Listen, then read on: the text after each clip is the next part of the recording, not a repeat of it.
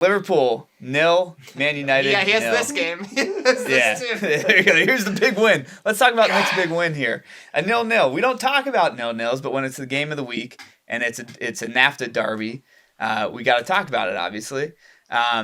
So let's just get into it this way. There were a good amount of cards in the first half, and then I want to talk about the Delo later because I thought it was crazy what happened. But Yeah.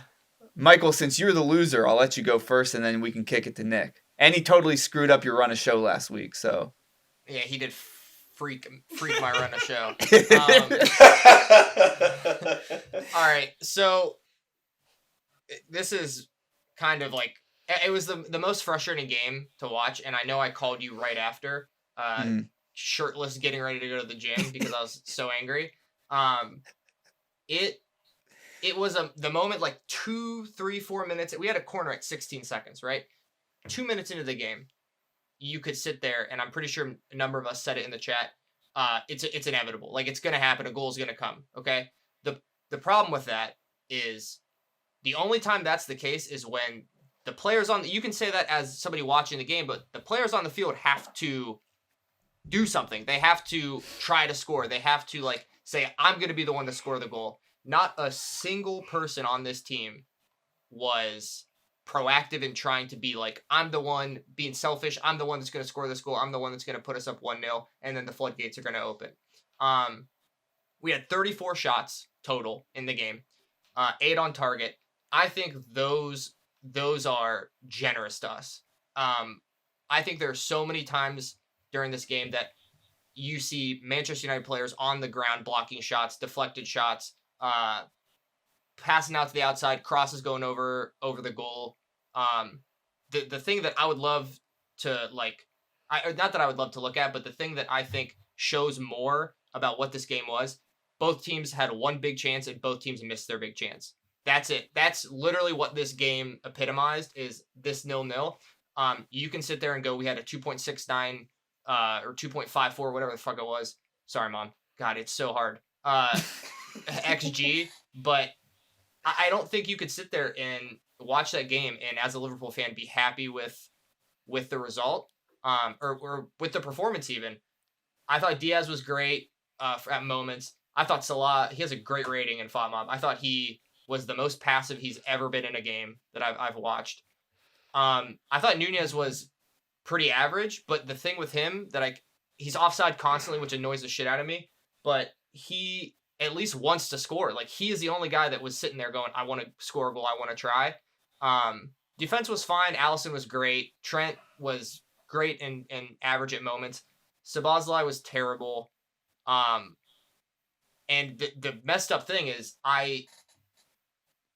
as bad as this game was for us, I think apart from Onana having a great game, and I know I jinxed that with our midweek conversation, I thought there's nothing on that other side. I thought Garnacho and Antony were absolutely pointless. I thought Højlund was pointless, and he didn't get service, so it's not really his fault. McTominay is the one guy on that side that was kind of moving into the attacking third the most. Their best player, I thought, was Mainu, and he got, he doesn't have a very good rating, but he's the only guy that I thought was out there putting in work. I don't think this is a Ten Hag masterclass at all. I think this game was ugly on both sides. Yeah. No, I mean, I would agree with you. I mean, I just kind of, the game plan was very, very clear, and actually just because I'm curious, just not trying to provoke anything here, but the clear chance that United have, was that the Garnacho or the Højlund one? No, Højlund. Yeah. Yeah, because that toe poke was that toe shot off. Because Trent had that was really sick, that little toe poke, but because there's no way he doesn't bury that, but actually I shouldn't say that, but anyway. Yeah. The second half was definitely better for United than the first half. I mean, the midfield is still a consistent problem. McTominay I thought was still pretty atrocious, despite the fact that he's our only one that can score goals.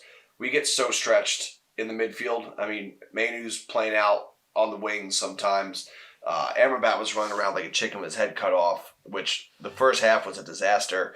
And I joked in the chat, we always say it when we're coaching, we just yell at the kids, we're like crowded sidelines. They're just playing on one side. And because the game plan had to be, and they executed it a little bit better in the second half, but it was sit in a low block and just counter, absorb and counter. Because you have to give the players credit. They defended their ass off. They really did. They played together. It wasn't pretty, but clearly the game plan was just to sit back and we're going to try to hit them on the counter and just absorb. But the first half, when you're doing that and then you just keep playing in the same 10 by 10 space and you refuse to cycle the ball or play some you're looking to counter, you got to play angled balls or look to get rid of the ball quick. There was none of that.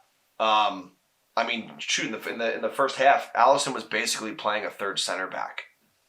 Like he was so high up the pitch. It was almost like he was playing like an auxiliary sweeper because why wouldn't he? Even anytime he just launched it long. But United the game plan was to just absorb, counter, and maybe we just smash and grab here.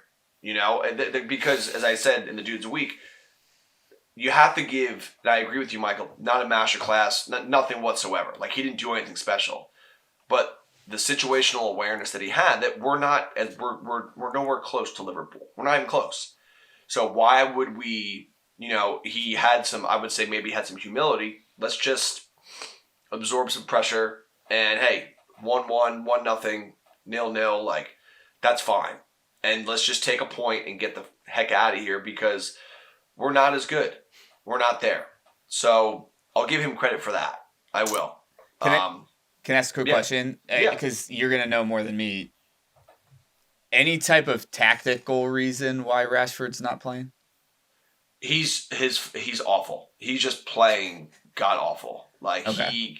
If you go back and if you just watch, like go to YouTube or TikTok or whatever, and you just put in like Rashford attacking highlights of games, he's just running through people, doing weird, trying to do too much. Or there was one last week? Or last game, he sprinted back to defend on the left wing, put it like a kind of half-hearted like challenge in, and whoever it was kind of spun off him, and the guy's still running in the attack in the wing, and Rashford just stops and just walks while like everyone else is defending. Like his head is somewhere that I have no idea where it is. So he needs to sit. He needs give Garnacho a run of games, and I like that he threw Hannibal in. And some of the younger guys in, in Police Street, in obviously some tense moments. It's maybe he needs to sit. Everyone needs to sit. To quote Harry Maguire, if you play for this long, you're going to have, he said the other week, he's like, you're going to sit at some point. Yeah. True. But I'll take it, man. Like, I'll take it. Like, it's better than I expected, as Michael said, but the first 16 seconds when that happened, I just go, yeah, here we go. God damn it. Like, here we go. But that's kind of my thing here is like you got to remember like the game state in these times where the first half you guys didn't do anything and we were pressing quite a lot and there was no structure when you guys got the ball. Like you got the ball, you booted it, and then we got the ball again. The second half it's 0-0. We clearly like pressed up more and took more chances, which is good because that shows that we're trying to win the game. And that left a lot of openings where I think you guys, that's where, both big chances came in the second half. That's where you guys were able to capitalize a little bit more. But I just think that how you guys, I don't understand Anthony, obviously. Like, he's horrible. He was horrible this game. He has no ability. He had most tackles on the field. And I think that's probably why those two played because, Ten Hag can probably sit there. He brought Anthony in, and Garnacho's a young kid. He could sit there and go, you're going to have to defend this game. Like, if you're not defending this game, you're not playing. And I don't know if he can tell Rashford that. I don't know if, like, how that situation is. I think he's probably just more comfortable telling those other two. And Anthony did defend. Like, I saw him backtrack a lot in this game. But again, I think if we are 50% more clinical, I think this is an absolute battering. And I just think the amount of times where your defenders are on the ground because you're and again, this shows, I'm not saying this is necessarily a bad thing. It shows like an immense amount of heart, desire to try to win the game, not prevent a shot. The amount of times your defenders are on the ground diving in front of shots, that doesn't show good structure necessarily. So it's not like the defense was like tight and the passes were tough to get through. I think we were sloppy, and I think our finishing was poor. I think you guys just got to the point in the game where like you realized you could get something out of it, and you guys just wanted it more than us. I mean, this is what we used to. I used to coach basketball. We played teams that are better than us. Our head coach. What have you not coached? Yeah, literally. I've coached a lot of stuff. But he always used to say, "Make them play Shrek ball," and he called Shrek ball just ugly ogre. Like I mean, that's what we did today. Like it's like I agree to an extent, but like again, we know what we are right now, and we're not at a level at all with the top four, and you have to do with what you got, and you're gonna put as you can tell.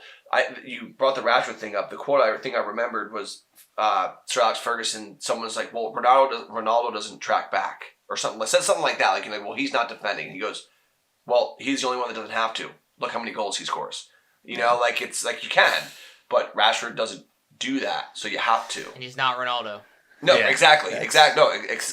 So, I mean, it's again, dude. It's a struggle of a season, and it's not ugly, right? But it's not pretty. That's my like, point, though. I don't think you guys made us play poorly. We made you. I mean, I don't think it was you guys. You have to give us some credit. It wasn't just we should have. I don't actually. Okay, I literally don't have to. You had 13 shots off target, 8 shots on target, 34 total. Uh-huh. Well, it should have been a battering. Well, guess what? It wasn't because you didn't execute. So it's because because we closed down, because we threw our bodies in front, and once that's in, because once you're in that mentality that hey, they're going to be up and blocking everything, it's the same thing when I used to play basketball. I always took a hard foul earlier in the game on a box out. I would go into a kid insanely aggressive. And try to hit him. Like, if you're coming in the paint, this is what you're getting, and we're there. And that would deter how they would play. Or, hey, I have to be quicker, or I have to manipulate the shot somehow. It does play an effect. It does. It's not all about Liverpool. It's a little bit of both. I'm literally not saying that. Like, you are refusing to understand what I'm saying. I would say the same thing over and over. You are literally in the circle going like this. Dylan and I are just looking at each other. It's frustrating. Because I'm trying to literally have a actual conversation about it, and the reality is, like, I don't think you could sit there as a United fan and apart from the result, apart from literally getting a point and saying you got a point at Anfield where you never win, you don't score goals, I don't think you could look at that performance and be like, we can take that performance and take it to the next game. And things that we did specifically in that performance and translate them to the next game because you played in such a specific way and a team played so poorly against you that you got a result out of it. You guys are I never said that. Result. I never said that. Dylan, the things you are saying are literally making it that is what you are saying. It's just called a manager knowing the situation. We can't play like that the rest. Again, you have to switch tactics game to game. Dylan, I'm going to tap you in here. Just as the last point, Diego Dalot, crazy red card. Do we agree with that? It looked pretty cheap. I'm just going to tell myself he said the meanest thing you could have said. Yeah. Michael Oliver, and that's what it was. Yeah. Can I stoke the flame real quick with this just for fun? Oh God. Yeah. Sure. So I'm saying this with that. If he said whatever. Darwin Nunez, and I don't think he should have gotten a red, did the same thing. He kicked the ball a million miles and then gestured toward him a whole thing. In theory, wouldn't that be something similar? That you are committing a, delay a game, this, that, whatever, and then you gesticulate towards a referee in dissent. Wouldn't that, in theory, be the same thing? I wish you would have been sent off. The game would have been better. I mean, that's probably true. Opened up more. 11 would have been way more even. That's probably true, too. I would agree. I would concur with that statement. Yes. All right. Last points on this that I had. Hoyland with the one chance. The only other keeper And I have a keeper of my own that's very good, but the only other keeper I think saves that is 2022-23 Jose Sa. That was it. Not with a shoulder injury, but yeah. Yeah, true.